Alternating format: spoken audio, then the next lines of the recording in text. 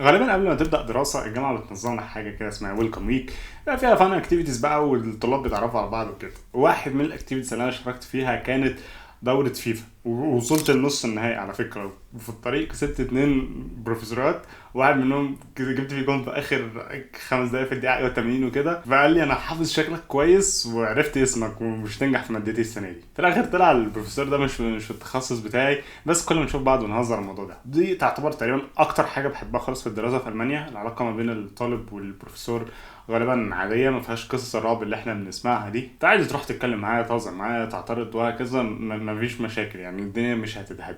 طبعا مش كل الناس في باد ابلز كده زي ما بيقولوا، بس اغلب الناس 10 على 10. فلو انت ناوي تدرس في المانيا، بتتعلم لغه دلوقتي وعايز تعرف بقى الدراسه بتمشي ازاي، بحيث ده مثلا بيديك دافع او حافز ان انت تكمل الدراسه وتجتهد وهكذا، فالفيديو ده علشانك. وعلى ذكر اللغه، لو ناوي تدرس في المانيا وعايز تتعلم لغه، زور الموقع بتاعي هجرة دوت تك، عليه مجموعه من احسن المدرسين اللي ممكن يدوك كورس الماني ويتابعوا معاك ويجهزوك ان انت تدرس في المانيا. قبل ما تبدا الدراسه الجامعه بتنظم حاجتين: الويلكم ويك زي ما قلنا، وما تتكسفش تمام، وحاول تستغله احسن استغلال. اتعرف على ناس عادي، اتكلم معاهم ومتخلكش خجول وكده، عشان العلاقات والصحاب اللي انت هتعملهم هتساعدك جدا وقت الدراسه. تاني حاجه هو كورس مات او ماث يعني.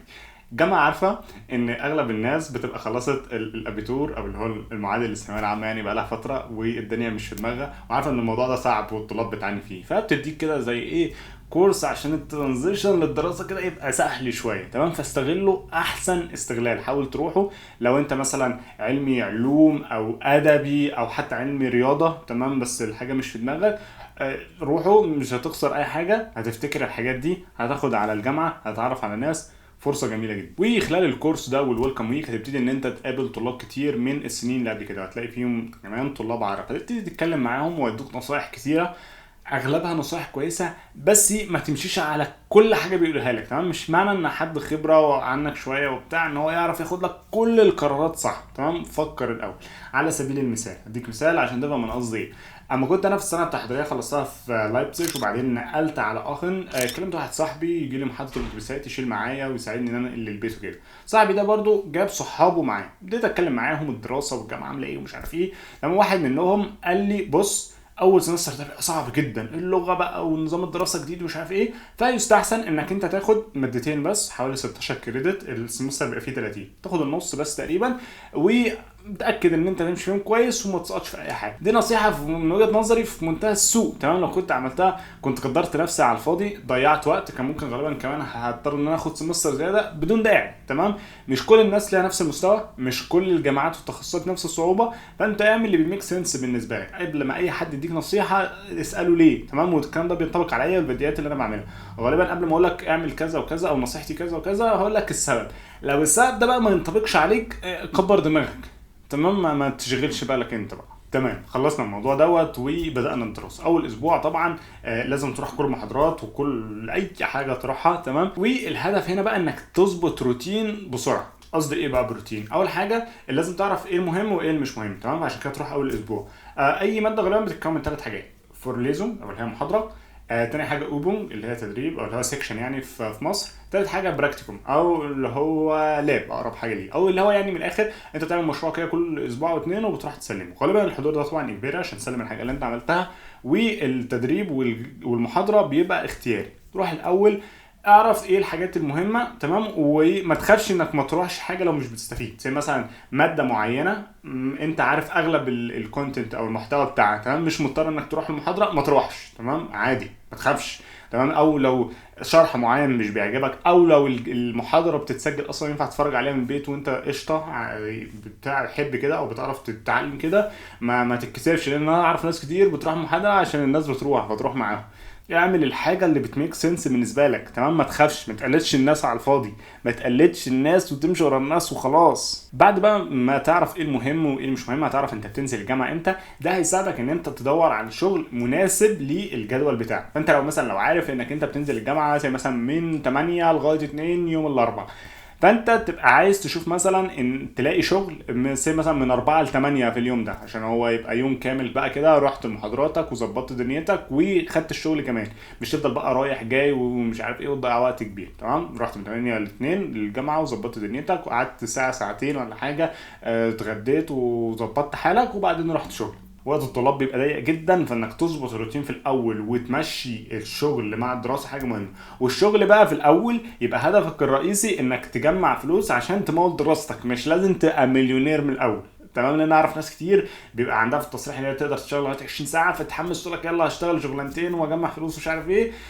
بغض النظر ان هو قرار سيء من ناحيه الدراسه، لان ده هياثر على الدراسه بتاعتك، خاصه في الاول انت لسه بتتعلم ومش فاهم اي حاجه. تمام، حتى من الناحيه الماديه ممكن يكون مش بيميك سنس قوي بالنسبه لك، لان لو الموضوع ده اثر على دراستك وخلاك سيبك من ان انت ما تجيبش درجات حلوه ومش عارف ايه، لو خلاك تاجل السمستر زياده، مثلا تاخد سمستر زياده عشان انت ما عرفتش تنجح في كل الامتحانات في الوقت، الفلوس اللي انت كان ممكن تكسبها في السمستر ده بعد ما تتخرج اكتر بكتير، اضعاف الفلوس اللي انت ممكن تكسبها كطالب. غير ان هو يعني بيأثر على دراستك لو ده مش فارق بالنسبه لك، مع انه المفروض يفرق يعني. فهو من الناحيه الماديه برضو ممكن ما يكونش احسن قرار انك تشتغل كتير وتكسب كتير بدري. جميل قوي، ظبطت الروتين بتاعك، عرفت بتروح الجامعه امتى، عرفت بتشتغل امتى، بتقبض تقريبا قد او يعني اكتر شويه اقل شويه من اللي انت بتصرفه، وحياتك مظبوطه.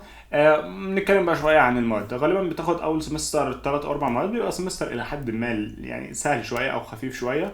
بيبقى فيه ماتر كده اللي هو الماث يعني، وده بيبقى اصعب حاجه خالص. دي اكتر حاجه الطلاب بتعاني فيها، الناس كتير ما بتعرفش تنجح. نسبه نجاح الطلاب في الموضوع ده غالبا بتبقى من 50 ل 70% على حسب الجامعه.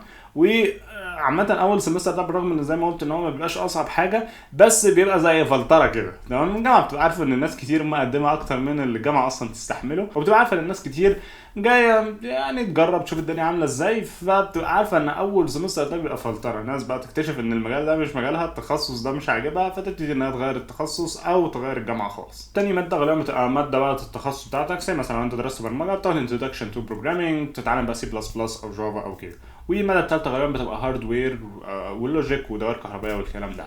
لازم بقى حاجه مهمه جدا انك تعرف في كل ماده الدرجه في الاخر بتتحسب ازاي. غالبا اغلب المواد بتبقى قريبه من بعض، بس بيبقى فيه برضه شويه اختلافات. لازم تبقى عارف مثلا هل ماده معينه 100% من الدرجه بتاعتها في الامتحان اللي في الاخر، والتسليمات بتاعتها مثلا مش مهمه قوي، فتبقى عارف ان الماده دي مش عايز تحط لها مجهود كتير قوي في الاول وتاجل المجهود ده في الاخر وقت الامتحان. ماده ثانيه فيها ميد ترم، فتبتدي ان انت تتابع اول باول عشان تجيب درجه حلوه في الميد ترم. ماده معينه مثلا التسليمات بتاعتها عليها درجات. وعلى ذكر التسليمات لازم تعرف كويس قوي عشان الموضوع ده يعني ايه كونفيوزنج شويه لناس كتير، حتى بعد ما تبتدي دراسه وبعد ما تسلم كذا حاجه لازم تعرف ايه اهميه التسليمات دي. هل لازم تنجح في كل التسليمات دي عشان تخش الامتحان اللي في الاخر، ولا مثلا ممكن لو انت عندك 10 مشاريع وسلمت 8 كفايه؟ طيب هل لو لازم تسلم كل حاجه لازم تسلمه من اول مره، ولا عادي زي مثلا يبقى عندك تسليم مثلا يوم معين ورحت انت ما لحقتش تخلص المشروع بتاعك، او حتى خلصته بس ما عرفتش تعرضه كويس، هل كده خلاص بقى انت لو ما عرفتش تعرضه يبقى الماده دي مش هتعرف تكمل فيها، ولا مثلا بقى ليك فرصه او اتنين؟ لازم تعرف الكلام ده، لان خلي بالك المواد دي ممكن تضرب معاك، لان احنا زي ما قلنا لو ما خلصتش التسليمات مش هتخش الامتحان، فالماده دي مش هتخلص. وممكن تضرب معاك بقى على ماده واحده، تمام، تضرب معاك سمستر او سنه كامله زياده على ماده واحده، لان ممكن تكون مثلا الماده دي في الترم الشتوي، تمام، ومش بتنزل في الترم الصيفي، فانت عرفت تخلص الماده دي في الترم الشتوي كنت تخلص كل حاجه تانية، هتضطر تستنى الترم الصيفي ما تعملش فيه اي حاجه وتستنى تاخدها للترم الشتوي اللي بعده. دي كارثه طبعا، وسنه ضايعه من حياتك كده على الفاضي. لازم تعرف الموضوع ده كويس عشان تعرف تحط مجهودك فين. احط مجهودي في التسليم ده، ولا انا عندي فرصه فحتى لو ما سلمتش ده عادي. لازم تبقى عارف كل الحاجات دي وتخطط ليها كويس. الدراسه بقى نفسها بتمشي ازاي، وايه المواد اللي انت بتدرسها والحاجات دي، خاصه في البرمجه لان دي الماده اللي انا درستها. والحياه بقى عامه الحياه الدراسيه والكلام ده تمشي ازاي، ده هنتكلم عليه في فيديوهات جايه. فما تنساش تشترك في القناه لو مش مشترك، وفعل جرس التنبيهات عشان يجي لك الفيديو اول ما ننزله. وهتلاقي لينك الانستجرام بتاعي بقى بالمره، روح اعمل لي فولو هناك. كان معاكم محمد جامع، اشوفكم الحلقه الجايه. سلام.